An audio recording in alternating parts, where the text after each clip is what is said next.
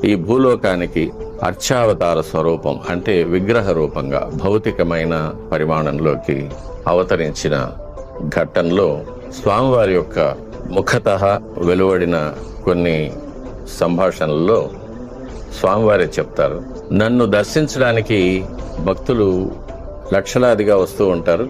వారు చాలా అల్పమైన భౌతికమైన లౌకికమైన కోరికలు కోరుతూ ఉంటారు. ఒక ఉద్యోగం, ఒక వివాహం, సంతానం, ఆస్తి, పదవి, రాజ్యాలు, భూములు ఇలాంటివి కోరుతుంటారు.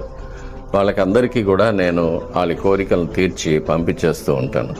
కానీ కొన్ని కోట్లాది మందిలో ఒక్కడొస్తాడు, వాడు నువ్వే కావాలి అని నన్ను అడుగుతాడు. అతన్ని మట్టుకు నేను చేరదీసి నా పాదాల దగ్గర ఉంచుకొని కాపాడి చివరిగా వాడిని ఆత్మను నాలో స్వాధీనం చేసుకుంటాను.